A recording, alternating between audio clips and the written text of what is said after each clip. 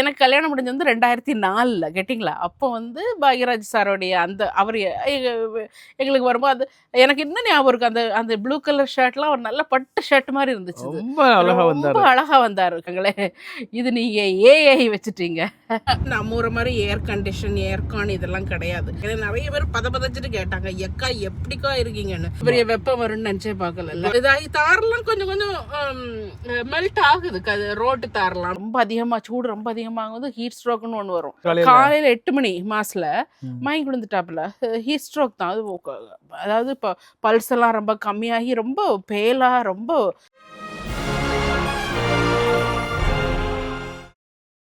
நடத்து பிடிச்சேன். அன்பு வணக்கம். ஹலோ, எல்லாரும் எப்படி இருக்கீங்க? சூப்பராக இருப்பீங்க நம்பி. நான் நல்லா சூப்பராக இருக்கேன் மக்களே. நீங்கள் பார்த்தீங்கன்னா சூப்பரான நாள், அடிப்படையான நாள். என்னன்னு கேட்டிங்கன்னா, ஏன் மக்களே உங்களுக்கே தெரியும். எங்கே வெயில் பாருங்க, தலையெல்லாம் என்னவோ நரைச்சி நரம்புடி மாதிரி இருக்குது. நரம்புடி இல்லை, வெயிலுடைய தாக்கம் கேட்டிங்களா? அப்படியே மின்னி ஒளி இருக்குது இங்கே பாருங்க.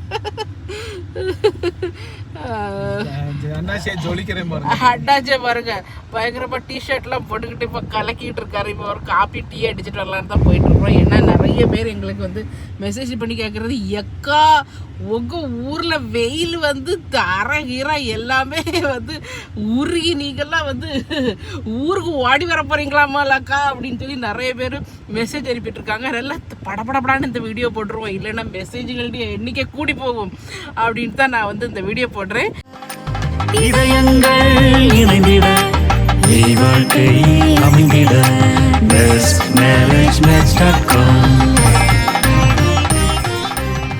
ஓகே, இப்போ நம்ம இங்கே பாருங்க, எங்கள் தெரு எப்படி இருக்குன்னு பாருங்க. எங்கள் தெரு பிள்ளைகள் எல்லாம் வெளியில நின்று விளையாண்டுக்கிட்டு இருக்குது. சூப்பர் அடிப்படியாக இருக்குது பாருங்க. இது ஒரு சின்ன கேங்கு. கேங்ஸ்டர்ஸ், சின்ன சின்ன கேங்ஸ்டர்ஸ் உண்டு எங்கள் ஊரில். கொஞ்சம் ஆளுங்க சின்ன பிள்ளைகள் எல்லாம் ஒரு குரூப் பிள்ளைகள் இது பண்ணுது. இதில் இன்னும் நம்ம மரத்தில் இன்னும் இது போட, அது என்னது, ஊஞ்சல் போடலை. இதுக்கு முன்னே போட்டிருப்பாங்களே. கயிறு கிடக்குது போட ஆரம்பிச்சிட்டாங்க. ஓகே, ஆளுங்கெல்லாம் அப்படியே இப்போ தான் மெதுவாக வெளியில் இறங்குறாங்க. இது வந்து ஒரு மாதிரி துபாய் மாதிரி ஆகிப்போச்சு. துபாய் தான் பார்த்தீங்கன்னா உங்களுக்கு ஈவினிங் தான் ஆட்கள் வெளியே இறங்குவாங்க. நானே சென்னைக்கு வந்தால் ஈவினிங் தான் வெளியில் இறங்குவேன். ஆனால் இங்கே இப்போ வந்து யூகே அந்த மாதிரி ஆகிப்போச்சு. உலகம் ஆகிப்போகுது. 6 மணிக்கு தான் வெளியே வர முடியுது. bestmarriagematch.com இணையதள திருமண சேவையின் அன்பான வணக்கங்கள். ஸோ இன்றைக்கும் ஒரு சூப்பரான ஒரு வரலாறு வந்திருக்கோம். இன்றைக்கி நம்ம கொண்டு வந்திருக்கிற வரன் யாருன்னு பார்த்தீங்கன்னா, இவங்க ஒரு ஆண், இவங்களுக்கு வயது 28, இவங்க ஹிந்து மதத்தை சேர்ந்தவர், இவங்க ஒரு தமிழர், எம்எஸ்சி டேட்டா அனாலிசிஸ் முடிச்சுட்டு யூகேல சூப்பர்வைசராக இவங்க ஒர்க் பண்ணிட்டு இருக்காங்க. இவங்களை பற்றியான விவரங்கள் தெரிஞ்சுக்கணும், இல்லை இவங்களை டைரெக்டாக கான்டாக்ட் பண்ணி நீங்கள் நினச்சிங்கன்னா நீங்கள் பண்ண வேண்டியதுலாம் bestmarriagematch.com அப்படிங்கிற அந்த வெப்சைட்டில் நீங்கள் ரெஜிஸ்டர் பண்ணி ரெஜிஸ்ட்ரேஷன் நம்பர் BMM 2025115625 இந்த நம்பர்ல நீங்க சர்ச் பண்ணி இவரை பற்றியான விவரங்கள் நீங்க தெரிஞ்சுக்கலாம். இவரை டைரக்டா நீங்க கான்டாக்ட் பண்ணலாம். இவருக்கு கூடிய சீக்கிரத்துல நல்ல மணமகள் வந்துட்டு என்னுடைய வாழ்த்துக்கள். 6 மணிக்கு தான் வெளியே வர முடியுது. இங்க பாருங்க, சூரியன் அப்படி இது பண்ணிட்டு இருக்குது. மணி இப்போ எத்தனை மணி? கரெக்டா 6 மணி. 6 மணிக்கு இங்க நம்ம ஊர மாதிரி இல்லை. இந்த சூரியன் இங்க நிறைய நேரம் இருக்கும். சம்மர் டைம்ல ராத்திரி 10 மணி வரை இதே சூரியன் இருந்தா நாங்கெல்லாம் என்ன செய்யுது? அதுதான் உருகுது கேட்டீங்களா? அடிப்பொலியா இருக்குது. Oh my goodness.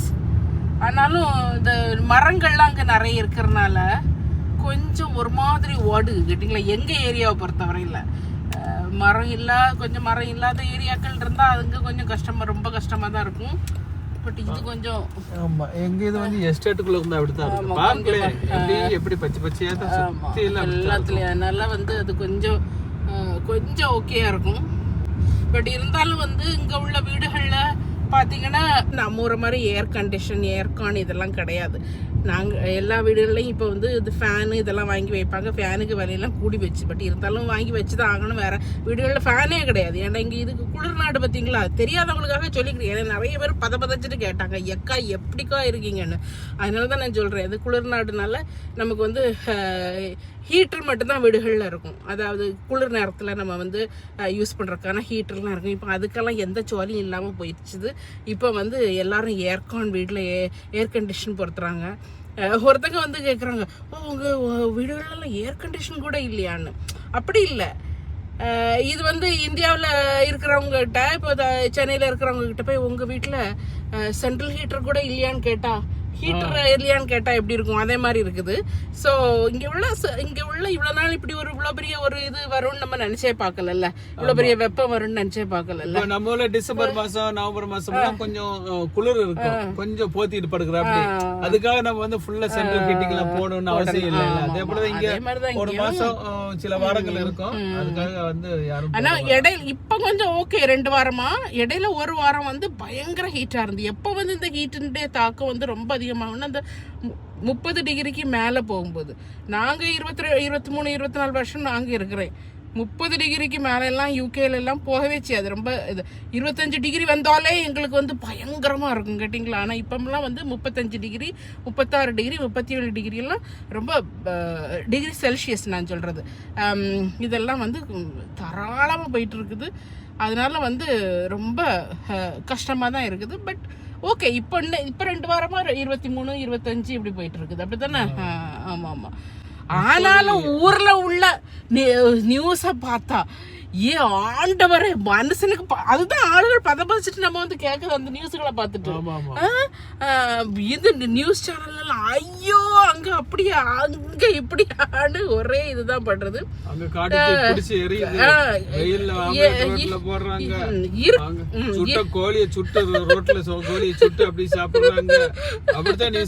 ஆமா, அது தாரெல்லாம் ஒரு இதாகி தாரெல்லாம் கொஞ்சம் கொஞ்சம் மெல்ட் ஆகுது, ரோட்டு தாரெல்லாம் அப்படித்தானே. ஏன்னா இங்க உள்ள தார்கள்லாம் வந்து அந்த லைட்டா குளிர தாக்குற அப்படி போட்ட தார், நம்ம ஊர்ல போல ஸ்ட்ராங் அப்படி போல தார் இல்ல. அதனால கொஞ்சம் மேல இது போனாலே லைஸ் அந்த மேல அப்படி இதாகுமா. அதனால சில யூகேல சில இடங்கள்ல மண்ணு சால்ட் போட்டு விடுறாங்க, அது வந்து அட்ஜஸ்ட் பண்றது. ஆமா, அப்படியே மண்ணு சால்ட் ஓகே, எப்படி குளிர் போடுவாங்க.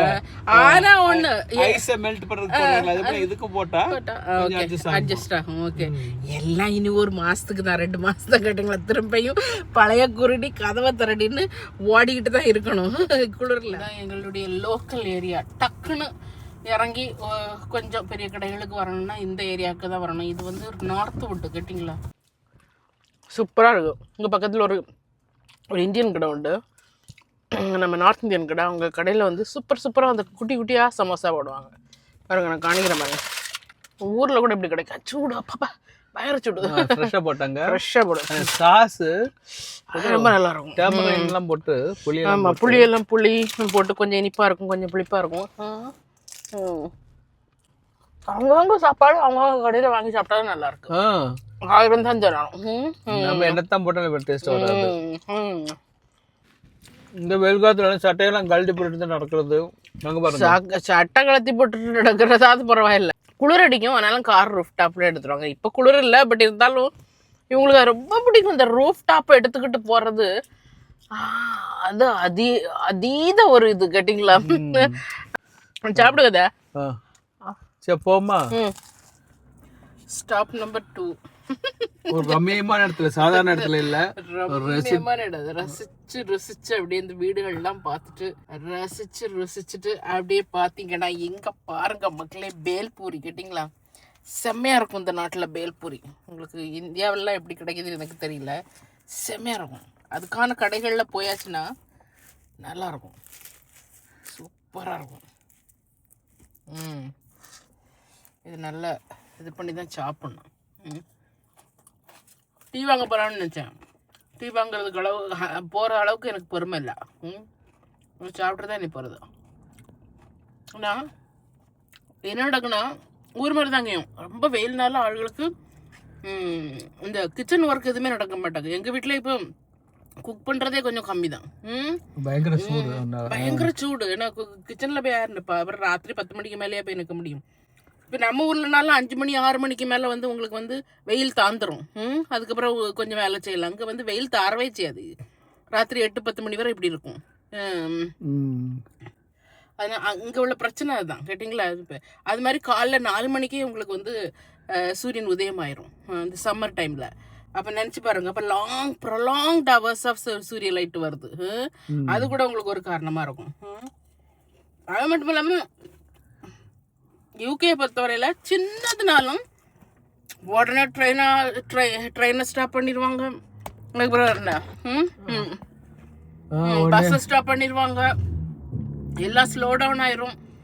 எந்த அளவுக்கு பாதுகாப்போ அந்த அளவுக்கு நீ பாதுகாப்பா நீ வீட்டிலே நீ வேலைக்கு போட்டாலும் பரவாயில்ல, பாதுகாப்பு தான் உனக்கு முக்கியம் சொல்கிற மாதிரி தான் சொல்லிட்டு இருப்பாங்க. அதுக்குன்னு வேலைக்கு போகாமல் இருக்க முடியாது.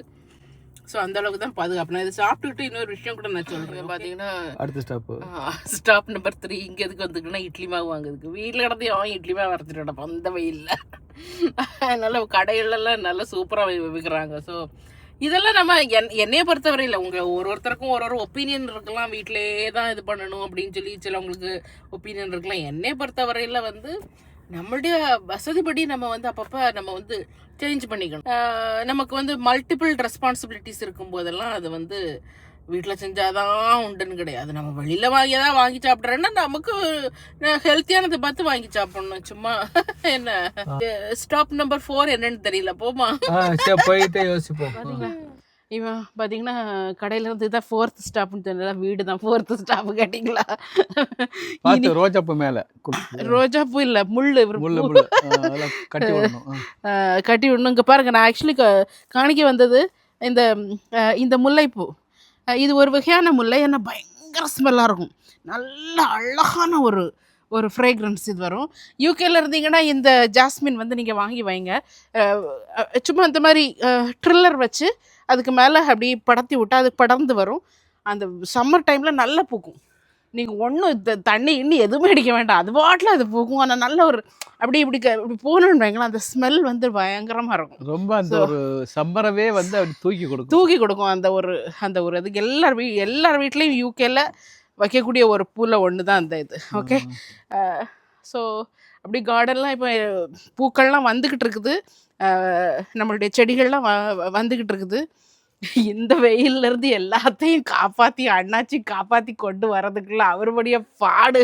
இந்த குழந்தைக்கு வயிற்று வலிக்கும் போது சொட்டு மருந்துலாம் ஊற்றி வயிற்றுக்கு மசாஜ் எல்லாம் கொடுத்து அப்படியே தூங்க வைப்பாங்க. அது போலதான் இந்த செடிகளுக்கு காலையில கொஞ்சம் போய் சொட்ட தண்ணி ஊத்துறதும், ஈவினிங் ஊத்துறதும், தடவி கொடுக்கறதும், மருந்து வைக்கிறதும் அப்படித்தான் போயிட்டு இருக்குது லைஃப்.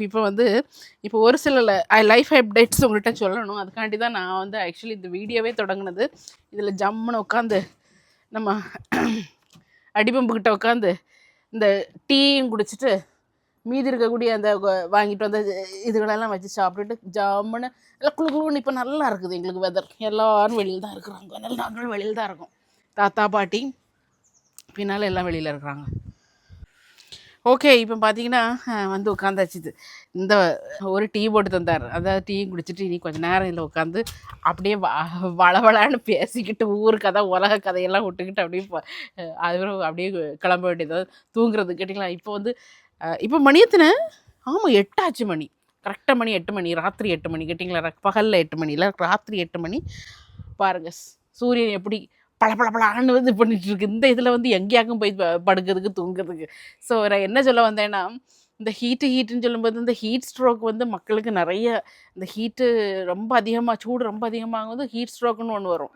அது ஒரு எமர்ஜென்சி ஆகும். ஸோ அதனால் அதெல்லாம் எல்லாரும் இன்ஸ்டாகிராம்லலாம் பார்த்தீங்கன்னா ஒரே ரீல்ஸு எல்லாம் போடுறாங்க. பட் இந்த ஹீட் ஸ்ட்ரோக்கில் ரொம்ப இதாக இருக்கணும். வெளியில் நிறைய நேரம் நிற்கக்கூடாது. வெளியில் நம்ம இந்த ஹீட்டில் நிறைய நேரம் வெளியில் நின்றுருந்தோன்னு வைங்க, அப்போ தான் இந்த ஹீட் ஸ்ட்ரோக் வருது. ரொம்ப எங்கள் சர்ச்சில் ஒரு பாய் அன்னைக்கு மயங்கியே விழுந்துட்டாப்புல. இத்தனைக்கு 8 மணியா காலையில் 8 மணி மாசில் மயங்கி விழுந்துட்டாப்புல.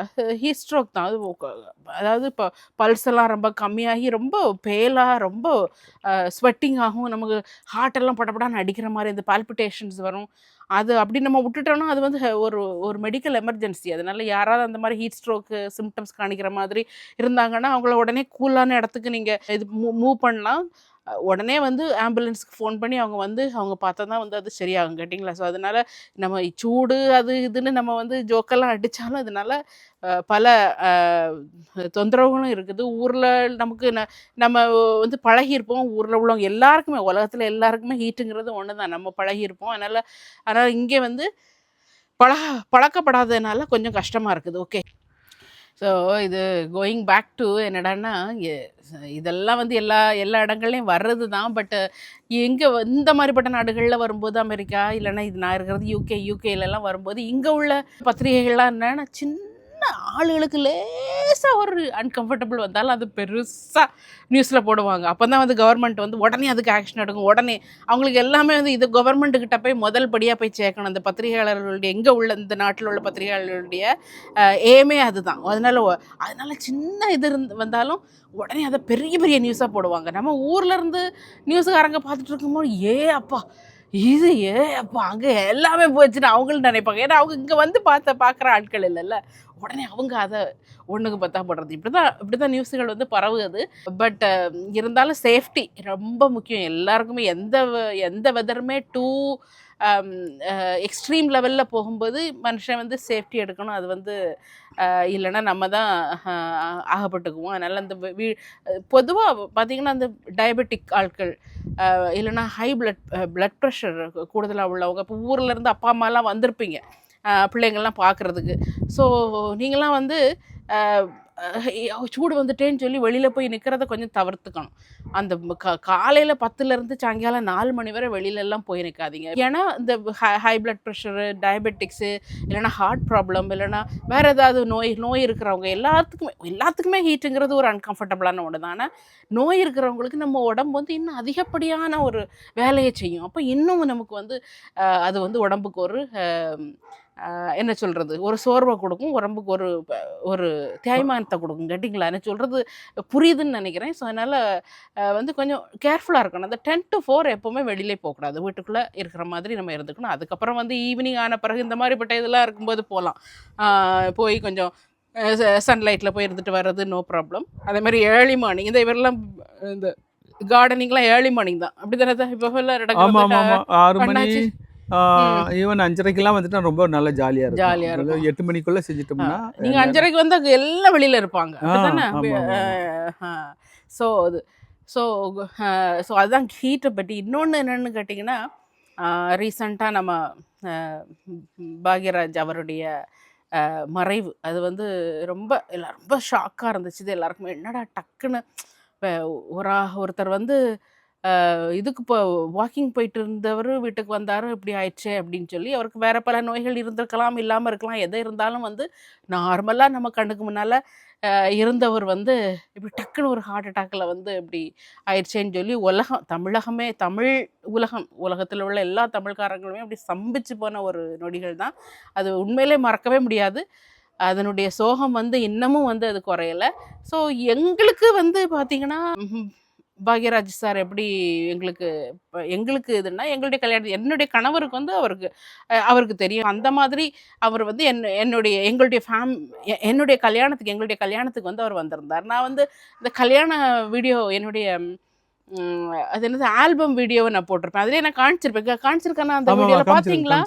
அந்த லிங்க் வேணா நான் டிஸ்கிரிப்ஷனில் கொடுக்குறேன், நீங்கள் போய் பாருங்க. ஸோ அதிலே நான் காணிச்சிருக்கிறேன் பாக்யராஜ் வந்தார் அப்படின்னு சொல்லி இங்கிறத காணிச்சிருக்கிறேன். எட்டி பார்க்க மாதிரி லண்டன் தமிழச்சி அக்கா எப்படி இருக்கேன்னு பாருங்க. இளவரசர் சார்லஸ் ரேஞ்சுக்கு போயிட்டாரு பாங்க. இதெல்லாம் ஓவர். மருமகளே மணமகளே வா வா. கல்யாண போட்டோ பயங்கர சூப்பரா இருக்கும். இதுதான் வந்து எங்களுடைய திருமண ஆல்பம். ஓகே, ரொம்ப நல்லா இருக்கும். 3 நாள் கழிச்சு அடுத்த ரிசப்ஷன் வந்து அதுவும் இந்த மாதிரி நல்ல பெரிய லெவல்ல நடந்துச்சு.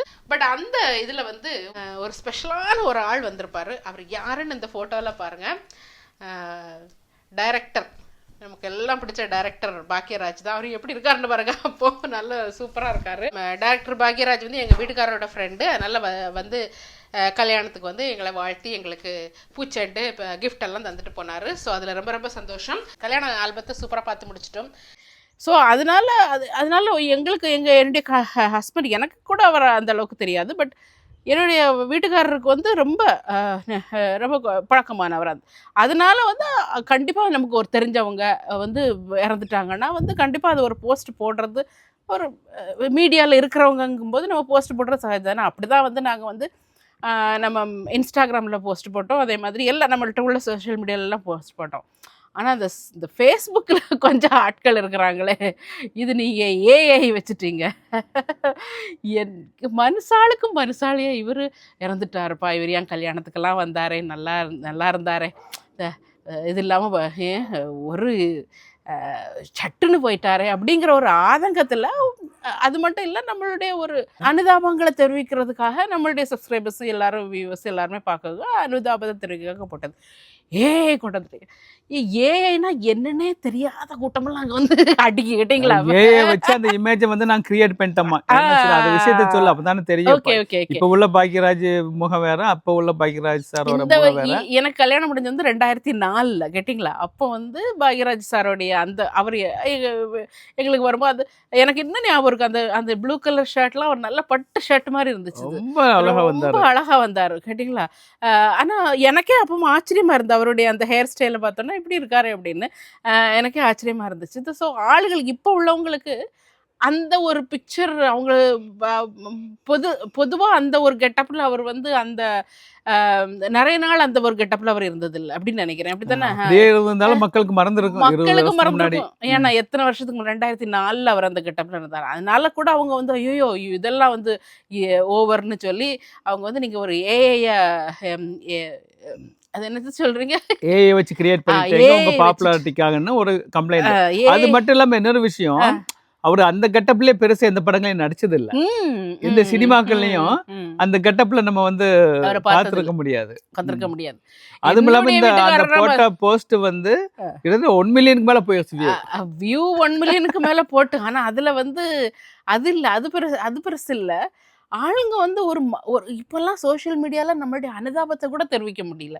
உடனே அதில் வந்து கொட்டம், அங்கே இது, அங்கே குத்தம், இங்கே இது அப்படின்னு சொல்கிறாங்க. ஓகே, இவர் சொன்ன மாதிரி ஆளுங்க வந்து அந்த ஃபேஸ், அவருடைய அந்த ஃபேஸை பார்த்து பழக்கப்படாதவங்க, இல்லை அது பார்த்து பழக்கப்பட்டிருந்தாலும் இப்போ மறந்துருக்கலாம், அப்படிப்பட்டவங்க அடிச்சிருக்கலாம். பட் இருந்தாலும் எனக்கு அது ஒரு என்னடா உலகம் எல்லாத்தையும் ஏஐன்னு சொல்லி எல்லாத்தையும், மனுஷன் செத்தாலும் ஏஏ, மனுஷன் பிறந்தாலும் ஏஏ, மனுஷனுக்கு வந்து நல்லா இருந்தாலும் ஏஏ, கெட்ட போனாலும் ஏஏ, இப்படி லைஃபே ஏஐயா எடுத்துட்டு நம்மளுடைய பிள்ளைங்க அவங்களுடைய பிள்ளைங்களுடைய காலத்துலலாம் அந்த உலகம் எப்படி இருக்க போகுது அப்படின்னு அதுக்கான ஒரு இதை இப்போவுமே நம்மளே இது பண்ணி வைக்க வரட்டுமே, ஏஐ வந்துட்டு போட்டோம். அதனால எவ்வளவோ நல்லது நடக்குது, எவ்வளவோ இது நடக்குது, இருந்தாலும் எல்லாத்துக்கும் போட்டு ஏஐ போட்டு இழுக்கணுமா அப்படிங்கிறது எனக்கு மனசுக்கு தோணுச்சு. அது தோணுனால சொன்னேன். அது அப்படி கமெண்ட் பண்ணவங்கள நான் குறையா சொல்றேன்னு இல்லை, அவங்களுடைய ஒரு இதுல வந்து சொல்லியிருக்கலாம். ஏன்னா ஈவன் அந்த டைம்ல கூட ஆக்சுவலா எங்கிட்ட எல்லாம் வந்து ஒரு 2-3 படம், அதாவது அப்ப வந்து வேஷ்டியை மடிச்சுக்கட்டு, அப்புறம் வந்து என்னது சுந்தரகாண்டம், 2-3 படங்கள் என்கிட்ட கதை ரொம்ப நேரம் டிஸ்கஸ் பண்ணியிருக்காரு. ஒரு 4-5 நாள், அதாவது முழுமையாவே காலைல படம் ஈவினிங் தான் வரும், அந்த அளவுக்கு டிஸ்கஸ் பண்ணியிருக்காரு. அந்த டைம்ல ஒருவேளை நான் நினைக்கிறேன் அவர் அந்த விக் போட்டு நடிச்சிருக்கலாம், ஒருவேளை அந்த காலகட்டத்தில் ஏதாச்சும் நடிச்சிருந்தா. ஆனால் டோட்டலா யாருமே அந்த இமேஜை பார்த்துருக்க மாட்டாங்க. அதனால வந்த குழப்பங்கள் தான் பழம்பாங்க. என்ன அக்கா வந்து எனக்கு அப்படின்னு பார்த்தா எத்தனையோ நடிகர்கள் இறந்துகிட்டு இருக்கிறாங்க.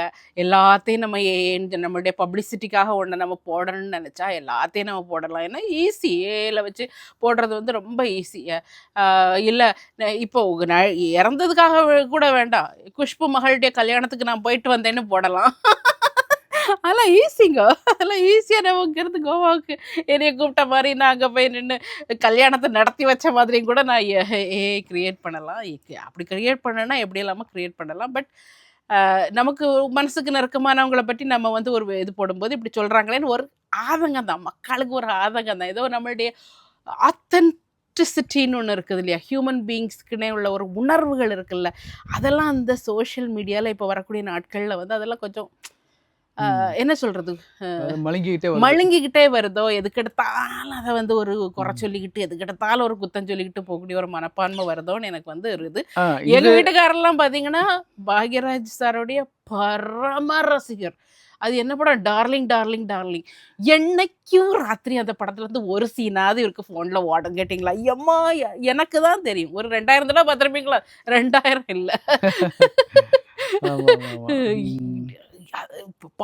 பார்த்து இன்னைக்கும் இன்னைக்கு நேரத்தே கூட அதுல இருந்து ஒரு சீன் அது ரசிகர் மட்டுமில்ல, அவர் கூட பழகுனவங்களுக்கு தெரியும். அதாவது உண்மையிலே அவர் வந்து இப்ப நம்ம பெருசா அந்த அளவுக்கு வந்து கூடயே பல வருஷங்கள்ல இருந்து ஒரு உதவி டைரக்டர் அப்படிலாம் நம்ம இருந்தது இல்லை.